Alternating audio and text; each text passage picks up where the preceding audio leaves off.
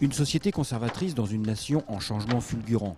Un pays grand comme la Corse, comptant seulement 180 000 locaux. Il y a peu totalement inconnu en dehors de ses étroites frontières, mais qui pèse aujourd'hui sur les relations diplomatiques ainsi que sur l'économie internationale en l'espace de moins de 10 ans. Voilà le destin en accéléré du Qatar, petite péninsule du Golfe Persique, découvert avec son média Al Jazeera, sponsor de l'Arc de Triomphe, célèbre en France pour ses investissements dans le sport comme le PSG et la chaîne beIN, mais aussi par ses achats tous azimuts dans la pierre comme l'hôtel Royal Monceau ou les grands magasins Printemps. Fasciné par Paris, cherchant des alliés partout dans le monde pour se protéger d'une si redoutée attaque saoudienne, le Qatar, dirigé par la famille Al Thani, riche de la 3e réserve de gaz au monde mais premier exportateur, n'a plus de dette depuis 2003. Il dépense 60 milliards de dollars de cash par an à l'étranger mais aussi en interne pour transformer un pays qui change de jour en jour, avec comme symbole cette fameuse skyline, un alignement de buildings ultramodernes sortis d'une corniche qui n'était qu'un banc de sable totalement désertique au milieu des années 2000. Le pays est dirigé depuis juin 2013 par le jeune Cheikh Tamim, 33 ans, en faveur duquel a abdiqué son père Ahmad, l'homme qui avait déclenché la révolution du pays au milieu des années 90 après avoir renversé son propre père, le Cheikh Khalifa. Unique actionnaire du PSG, membre du Comité olympique international et organisateur de la Coupe du Monde 2022, la première pendant l'hiver, dans 9 stades entièrement fermés et climatisés, Cheikh Tamim porte un très vif intérêt aux chevaux de concours, de beauté, d'endurance et de course, comme la plupart des régnants des pays du Golfe. Je pense aussi que, depuis la victoire de Trèves pour Cheikh Johan dans l'Arc de Triomphe, de plus en plus de Qataris se sont motivés pour avoir des meilleurs chevaux de niveau international, ici au Qatar, mais aussi en Europe. C'est d'ailleurs avec les chevaux que le nom Al Thani a été prononcé pour la première fois par le grand public en Europe, grâce au champion pur sang arabe d'Alban de Mieulle, entraîneur français précurseur qui s'est installé au Qatar il y a près de 20 ans, la préhistoire dans ce pays. Désormais, l'hippodrome d'Al Rayyan attire les meilleurs jockeys internationaux, des Lemaire à Pellier en passant par Dettori, tous en contrat avec respectivement les cheikhs Mohamed Abdullah et Johan Al Thani en Europe, mais aussi fait venir en visite des pontes anglaises comme les entraîneurs John Gosden ou autres Sir Michael Stout, tous réunis devant le spectacle de l'incontournable Mario Luracci venu avec 12 chevaux. Le Qatar est désormais the place to be pendant sa grande semaine fin février, un événement mondain mais aussi populaire, vivant et chaleureux dans des tribunes autrefois crispées, aujourd'hui plus enflammées grâce aux efforts des animateurs sur place et rassurés par le sourire permanent du nouvel émir.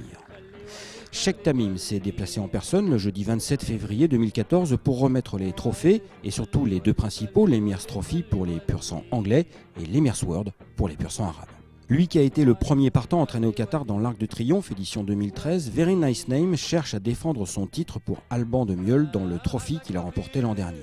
Mais dans la préparatoire, il a été dominé par le nouvel arrivant, Dubday, puissant alezan qui défend la casaque grise Toc Bordeaux de Cheikh Johan Al Thani et confié à Frankie Dettori qui a quitté les Cheikh El Maktoum de Dubaï pour ceux du Qatar. Francis Graffard délègue un partant français, quel avantage, monté par Christophe Lemaire. 2014 كأس أمير البلاد الانطلاقة بيتر أندروس ومن سيل بيتر أندروس. Victime d'un saignement pulmonaire, le partenaire d'Olivier Pellier, Very Nice Name, ne pourra quitter l'arrière-garde tout comme quel avantage. Patient, Dubday s'impose en seulement quelques foulées. Fils anglais de Dubaoui, vendu inédit à 2 ans pour 11 000 guinées à Tattersall pour l'Allemagne, où il s'est placé de groupe avant d'être revendu 200 000 € aux ventes de l'Arc à Saint-Cloud, puis donné à Cheikh Johan Al Thani, Dubday, âgé de 4 ans, à la dimension de repartir à la conquête du monde, avec en plus un jockey globetrotter, remis de son accident à la cheville qui lui a fait rater l'Arc de Triomphe de Trèves.